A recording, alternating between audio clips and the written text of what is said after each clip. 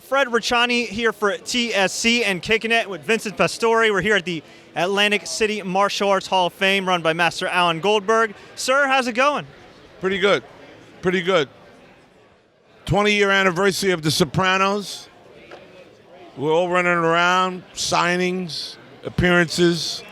They're talking about, they're putting together a prequel of the movie. I'm healthy, I'm happy, and I'm down here with my friend Chuck Zito. And no, I never did any martial arts, but I was a boxer when I was younger. Okay, you were a boxer when you were younger. Is it weird, though, to kind of be in a room when you're not the toughest guy? Who said I'm not the toughest guy? There were some rumors. Of course, I didn't say that. Why, because I'm a big pussy? I don't know about that. There were some people that said, you know what, we might be able to take you on in a fight. Obviously, I would never challenge you, but we've heard some things from maybe Mr. Zito or Chucky. Don't talk bad about me. No. I mean, I can handle myself. Yeah, I'm 72 years old. I'm old enough to be your father. You do not look 72, sir. How old are you? I'm 29. I'm old enough to be a grandfather. You look great, though. What's your secret to aging, man? You look great. I work a lot. I keep busy. People say to me, I can't believe you work every day or someplace you travel. When I take a day off, I'm home in the house. I live on City Island. I'm getting caught up on my paperwork, and I teach, so I'm going over scenes and stuff.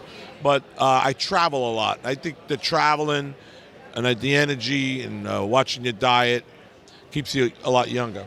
Is it crazy to think that it's been 20 years since The Sopranos? I mean, it is such an iconic, well-remembered series.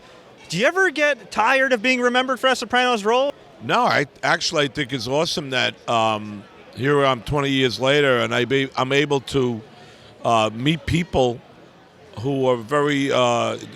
They were so much into that show, and new people are watching it, because they rebooted it on HBO again. We get new fans. It's really nice that. It's been a 20-year run, and we're like the Godfather of television.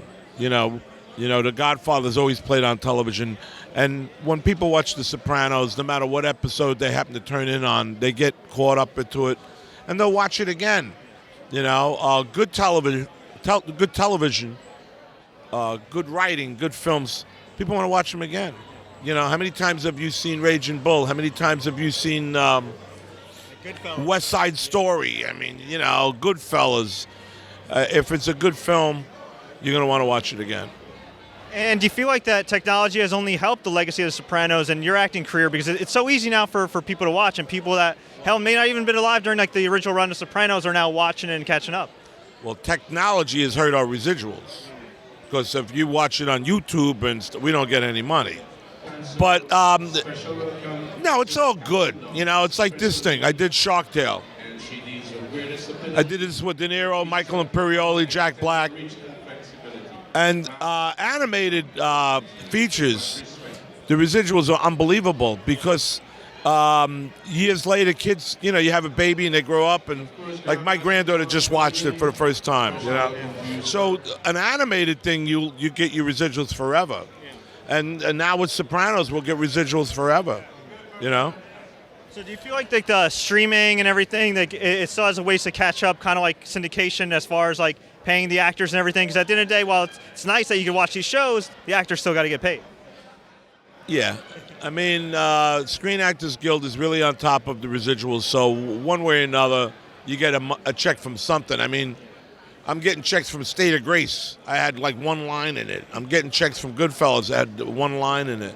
And they're on top of that, So when you got a project like this, which is, like when I do Hawaii 5-0, when they rerun it again, Screen Actors Guild, you get a nice residual check. This is a good way to live.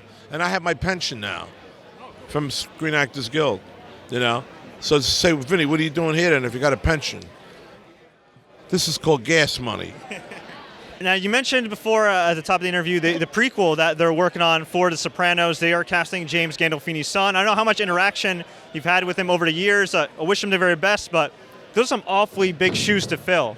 What's your assessment on him taking on this role and stepping into the spotlight?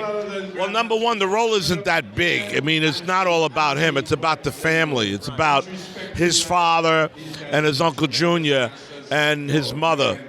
The kids, I don't think they're going to have that big of a part in the show. But they're in the show, you know, and I think it's beautiful that Michael's playing Jimmy's role, you know, again. I think it's a beautiful thing. We're also here for Alan Goldberg's charity, Bullion. We're Kicking It. Can you just talk a little bit about the importance of educating kids through martial arts, or in your case, boxing, and through sports, and just positive reinforcement, and as far as how to grow up and overcome any obstacles in front of them?